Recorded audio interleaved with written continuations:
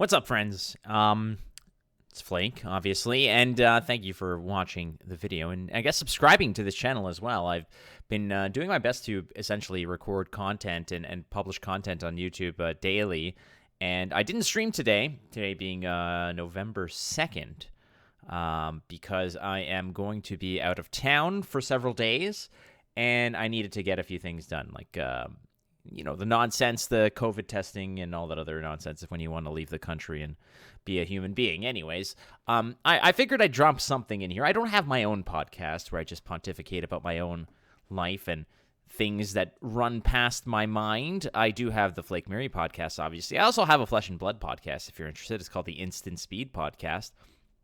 That's it, I guess, for my shameless plugs. But I figured there's all kinds of stuff that I wanted to touch upon and discuss. I discuss a lot of this with Shinmiri on the Flake Miri podcast, but for myself, just to sort of dive into things and dissect them, I know I get a lot of questions all the time, and some of them that I always get involve balance and power creep. And there's only so much I can talk about this and dig into it, because on the Flake Miri podcast, we do open a mailbag and we get questions from our viewers or listeners or however it works in order to essentially,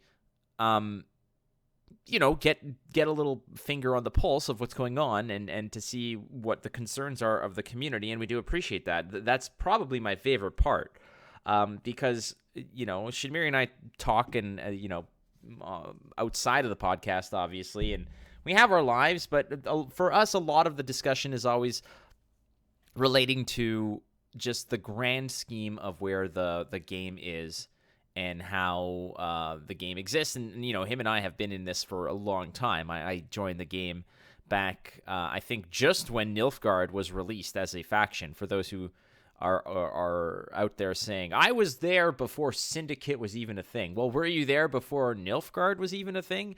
When passive abilities were a thing? And these are, little pieces and bits and nonsense that a lot of people don't realize is, when you've been in this game for 6 years, you've seen a whole lot of nonsense. And I've been playing card games for over 20 years, since I was about 13 and picked up my first game of Star Wars CCG.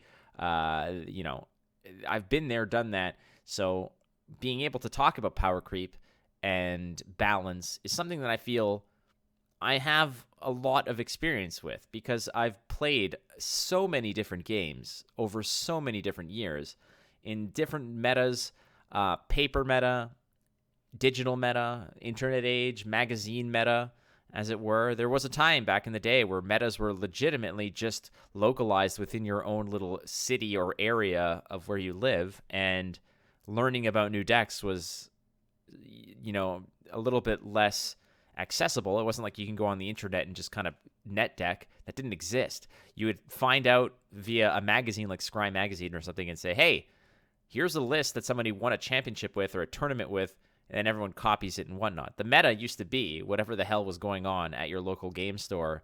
If, Johnny Two Nuts won a tournament, and because his deck was so good, everybody would tech against Johnny Two Nuts. But if,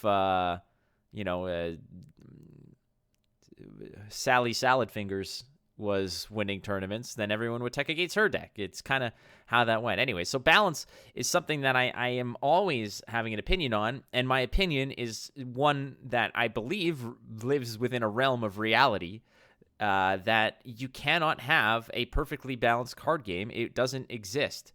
And it doesn't exist anywhere. If all cards are good, then no cards are good. If all cards are bad, then no cards are bad, so to speak. Finding that perfect balance just does not exist out there. So for those who whine and bitch about certain things and the fact that, well, why isn't this card good? And the game's not balanced because there are 4 viable factions and not 6 viable factions. Well, in a perfect world, you might have 6 viable factions. But if there are 6 viable factions, certain factions will always, one up another faction. And it might become a rock, paper, scissors match to that degree, and people will complain about that. It's just the way of the world. But balance is a ever-shifting, I don't want to call it a pendulum necessarily, but it is this weird maelstrom of, it's chaos. And being able to introduce extra variables whenever new content is published, it'll shift that meta. It'll change things. It'll change what that balance is. If there is a game that is so perfectly balanced that everything is fine, why would you introduce new content to upset that balance? Why? Wouldn't happen, would it? I'm not running off a script here. I needed to publish a video today, and this was the first thing that was kind of on my mind. So I apologize if this is something that you don't want to listen to or is way past your tolerance level of hearing about this kind of nonsense. But power creep and balance are constantly bitched and moaned about, and one of the ways that people kind of address it is the fact that there is a standard rotation that solves this, but nobody wants that. Nobody wants the answer, because the answer to power creep is standard rotation. Simple. It is very simple, because you can go dig down deep and find all the bad cards that exist and boost them up, and then it makes the other cards worse. So people are going to be bitching and whining about that. It's the fact of the matter, and I get it. I get it. In a perfect world, you would have every card being viable, everything balanced, every deck that you bring to the party is going to be good. But it's not the case, because a vampire deck for Gwent monsters is not going to be as strong as, let's say, a Keltulis deck. A Keltulis deck might not be as strong as, let's say, an Arachaswarm list. But the vampire list might beat the Arachaswarm list. But this and that and whatever and this and back. That's just within one faction. Imagine across all other factions. There's always going to be some outlier, someone left out in the cold, someone locked out that is not going to feel like they're getting their fair share of the pie, so to speak, and there's only so much to go around. Someone's going to go hungry, and it's probably going to be an archetype that is not so fleshed out or not so powerful. Everyone's always talking about, when is Reveal coming back? Why aren't soldiers better? How come vampires never just seem to get over the hump? It happens. It absolutely happens. And balance is something that over time will shift and change towards one side or another. But to call it balance is a little bit misleading, because when you say balancing, you're always thinking that it is just going to be this, you're the perfectly balanced on your finger, and any slight little change will kind of put it over the edge on one side or the other. But balance is almost impossible, because if you're thinking about it, imagine that you're balancing a pencil on its tip, and it is just perfectly standing up straight. It happens. You can do it. Or an egg, for that matter. You know what? You can do it. But as soon as you introduce extra variables, new cards, new whatever, it's like adding an oscillating fan to the room. With now you have air currents, and maybe there's somebody hammering a nail into a wall in another room, and that's extra things. There's somebody who's cooking in the kitchen. There's somebody who's listening to music. There's somebody who's doing yoga on the floor. Like, these are all extra variables and elements and vibrations and movement and air currents. It's like try to balance that egg, but now there's suddenly a storm brewing and the winds are changing. It's not easy to do. It is absolutely not easy to do. So if you're out there constantly upset that a game cannot be perfectly balanced, number one, I would suspect that you've probably not played many card games, because no card game is balanced. I mean, maybe in its most early infancy, when it is published and refined and there is a immensely limited card pool, perhaps there might be a very fine balance. But nobody stops at square one. They want to expand. They want to add new content. They want to do these kinds of things. So the more variables that are added to the equation, the more can go wrong. The more is going to lean on one side. Balancing that equation becomes crazy, because it's not that it's solved or changed, because there's always new variables being added. There's always new code to the algorithm that is thrown in there. New wrenches tossed in the gears, to just make everything kind of go a little bit haywire. And yeah, I get it. Some things need to get maybe tossed, or pushed forward a bit, boosted up, put on a pedestal for now and then.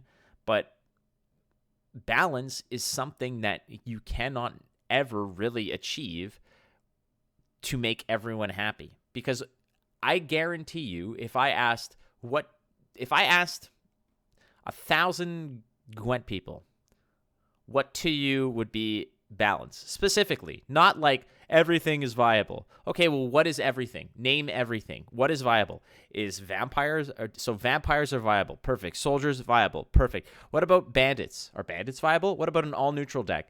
Viable. Beasts viable. Tell me, what is balance? Because you're always going to leave something out in the cold. Always leave something out in the cold. Traps viable. Sure. Something will always outplay something. Something will always be better. It is just the way of the world. It is how it goes. If there was if you made if Gwent was literally just releasing decks without any customization, perhaps that is an achievable goal to say, all right, here are 6 new decks, and the cards in these decks cannot be used for anything else. They can't mix and match. You can't change anything. They have been balanced, tuned so that they perform adequately, well, and evenly against one another. All right, that's fine, but customization is part of the process. It's a CCG, a customizable card game. That's what it's meant to do. Power creep is the other one, and I mentioned this, briefly in the Flake podcast episode 3. Check it out. It's on the Gwentfinity YouTube channel. It's on Spotify, Apple Podcasts, a whole bunch of other things, but standard rotation is a way to solve power creep. Power creep is the consequence of printing new cards and making them appealing to players who already have collections. Because if you have a strong deck and a new set of cards come out and none of those cards are appealing to you, none of them improve your current situation, you are not inclined to buy them, purchase them, collect them, or anything. You may want them to complete your collection, but if your mindset is to improve your deck to win, then printing cards that are bad, printing cards that are not improvements on existing cards doesn't mean that those cards are bad. It just means that they're not improving your current situation. You will not want to seek them out. You will not want to spend in-game resources or real-world resources to acquire them. So how does power creep do that? Or how does power creep get solved? Standard rotation. But nobody wants to hear that either, despite the fact that it is a existing thing in so many card games that have existed for so long. Standard rotation is in Magic. Standard rotation is in Hearthstone. Standard rotation is being kicked around in many other games as a way of, being the legal competitive format and opening up new avenues for other cards to come back. Because once you sort of eliminated a portion of the cards that are out there, being as strong as they may be, you are now giving opportunity for other cards to be printed that are not going to bust the meta and go for it. Because if you're playing a faction and that faction has, let's say, if the going rate for a 4 provision card is 6 to 7 points, if that is what you're getting out of a 6 to 7 out of a 4 provision card is 6 to 7 points.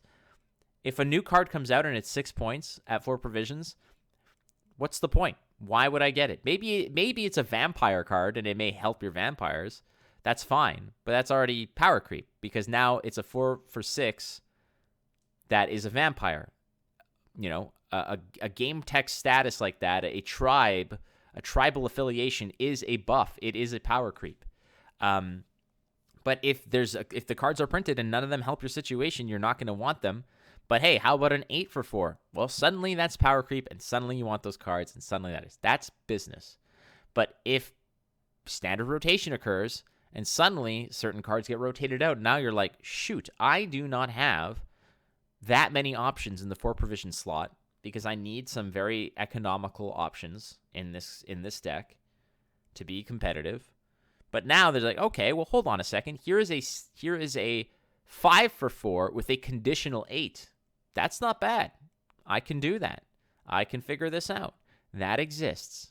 That is one way to sort of open up some design space. Anyways, this is a little bit of I don't want to say it's a rant, but it's just a little bit of my mindset about this and things that I can't necessarily always talk about when I'm streaming or when I'm on Flake Miri.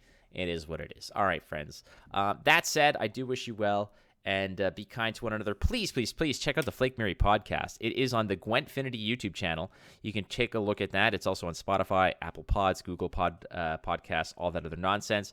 And subscribe to this channel as well. Again, the best way that you can support me or my content, I guess, in that regard, is to subscribe to it, give it a good review, and to just share it. Keep your money. please. You don't have to subscribe or pay for any subscriptions or anything. The best way that you can support me right now, frankly, is just to engage with the content, to share the content, and to just be kind, awesome people. You can catch me twitch.tv/watchflake or on Twitter @watchflake. I love you very much. Be kind to one another. You're not losing if you're learning, so keep shuffling the cards and play. You might win.